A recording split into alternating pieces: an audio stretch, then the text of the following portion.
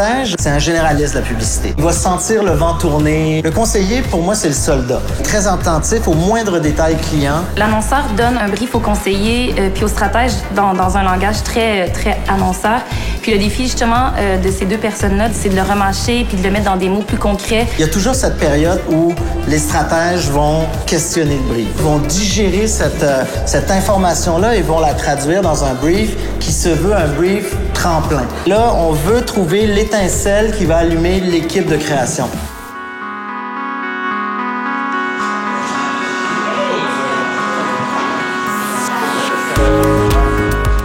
On revient d'en haut, vous avez entendu le brief média, mais on va juste repasser au sujet du brief. Tout le monde sait que c'est équitaire, qu'on va parler de manger local, mais ce qu'on a compris en haut, on va juste le revoir. Équiterre veut réduire les gaz à effet de serre. C'est un peu comme leur insight à eux. Pour nous, vraiment, là, c'est d'inciter les gens à choisir local. Pas juste manger local, choisir local. Il y a beaucoup de produits qui voyagent plus que nous en un an. On dit qu'en moyenne, les produits qu'on a, ils auront voyagé 2500 km.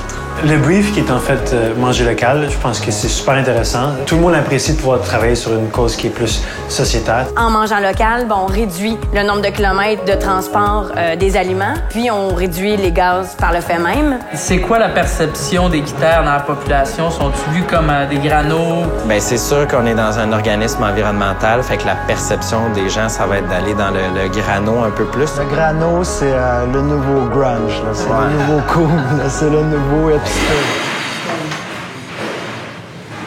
Ça va, Stéphane?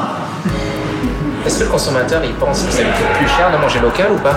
Oui, on a posé la question parce que, tu sais, quand on parle des produits bio, je pense que bio égale quand même plus dispendieux. Local égale plus dispendieux aussi. Sauf que je pense que où qu'on s'en venait, c'est de la fraîcheur, le goût, l'envie de cuisiner aussi, fait en sorte que ça peut rebalancer un peu. Est-ce qu'il y a des choses qu'on peut pas dire ou montrer? J'ai noté ne pas faire peur. Bon, ça vient de nous canner 3 idées sur 5. Comment je vais amener quelqu'un à me donner son numéro de téléphone, son email, puis de me donner de l'argent? Ben, tu donnes pas de l'argent à quelqu'un que tu connais pas. On va commencer par se connaître, tu vas me sensibiliser, puis après ça, je vais être engagé. Fait que nous, on s'est assis, puis on a réfléchi à des tremplins un peu plus ludiques, un peu plus créatifs qui viennent... Merci. Le juste prix. Voilà. Et on a attribué donc ce que moi j'appelle des axes créatifs à chacune des équipes. Fait que Max et Xavier, on vous a assigné deux tremplins. Donc le premier tremplin, c'est la plateforme, on appelait ça Manger, c'est voter. C'est une plateforme qui est un peu plus active, engageante. La deuxième idée est un peu plus pointue. C'est un axe où on dit adopter un fermier de famille. Trouver un médecin de famille, c'est pas facile, mais un fermier de famille, c'est relativement facile. Il va s'occuper de toi aux petits oignons, c'est le cas de le dire. J'ai eu la chance et l'honneur d'être teamé avec Xavier Blais et je te dirais que on se connaissait déjà avant. C'est sûr que ça nous permet d'être déjà un peu plus en confiance l'un envers l'autre, puis d'avoir moins peur de partager nos idées. Je te dirais que la dynamique de notre côté, c'est assez convivial. Oui, on est matchés en diade, mais ça fonctionne assez bien, tout le monde ensemble. Du côté de Philippe et Pierre-Luc, on a Vos aliments voyagent plus que vous. Il y a ce côté un peu ludique dans cette proposition-là. La deuxième plateforme, il y a une étude qui est sortie en Russie. En fait, ils ont pris des hamsters et ils les ont nourris avec des aliments OGM. Et puis, en fait, ils ont remarqué que les hamsters avaient beaucoup de difficultés à se reproduire et à la 3e génération étaient même rendus incapables de se reproduire. Est-ce qu'on peut trouver une façon de faire le pont entre manger local et reproduisez-vous mieux? Je pense que oui.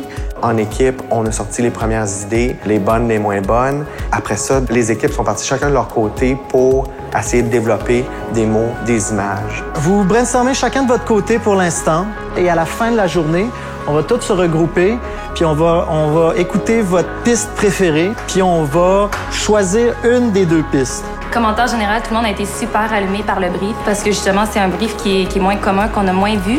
Puis manger local, c'est vraiment un thème qui est dans le vent. Le brief va avoir été bien épuré, bien présenté et que les idées vont avoir été créées en vertu du brief puis que ça va avoir été livré avec qualité.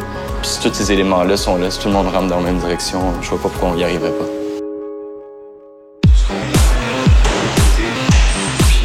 Quand tu trouves une idée, il faut que ça vienne de tes tripes, c'est une émotion. Tu dis « Ouais, moi j'aime ça ». Quand il y a des deadlines serrées comme ça, puis qu'il y a des tâches à exécuter, on dirait que tu te lances plus, puis t'as pas le temps de penser, t'as pas le temps de te laisser aller.